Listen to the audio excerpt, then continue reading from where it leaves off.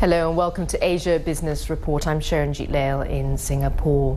Now, as the police clash with protesters in Hong Kong this morning, it's reawakening lots of fears that the political impasse will impact the territory's economy.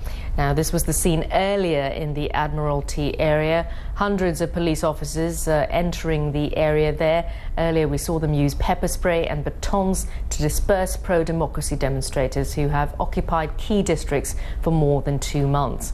Well, later today, we'll learn Hong Kong's retail sales figures for October, expected to be down because of these protests. Well, Peter Churchhouse joins us now from the Hong Kong Bureau. He's a long-time resident there, having been there for more than 3 decades. Now, Peter, this is really the first look we're going to get, these retail sales numbers, the first look at the impact that these protests have had on Hong Kong's economy. What are you expecting?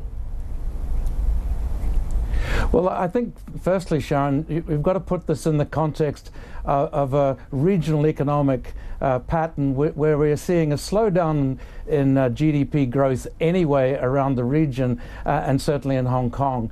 And certainly, I think for October, the figures in September were retail sales have been up at about 4.8% in September year on year, but a year or so ago they were running at over 10%. So the second big impact here is really the anti-corruption drive in China, which is having a bigger impact on retail sales than just about anything else. So I think October we'll definitely see a negative impact on the food and beverage industry.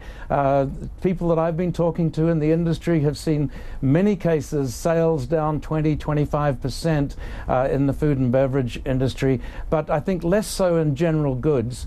But I think the figures are probably going to come in around flat or zero growth for the October year-on-year figure. Right. Now, as you say, China and the impact from China has a lot to do with it. In fact, we're seeing that the manufacturing activity numbers out from China is having an impact on Hong Kong's stock market today. The Hang Seng is down as a result. But still, though, you can't deny that these images of violence, clashes between protesters and police, and I believe we are seeing some of the live shots now, what's going on down there in the Admiralty area. I mean, surely this must be denting Hong Kong's image as a global financial centre and damaging its economic prospects.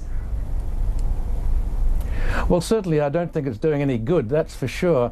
The extent to which it has any lasting impact on the local economy in terms of the next 12 or 18 months is very hard to say. If this thing drags on for another 6 months or something, yes, I think you will definitely see some negative impacts on the overall economic performance of the territory. But we're in a phase where the economy is slowing anyway, even without this.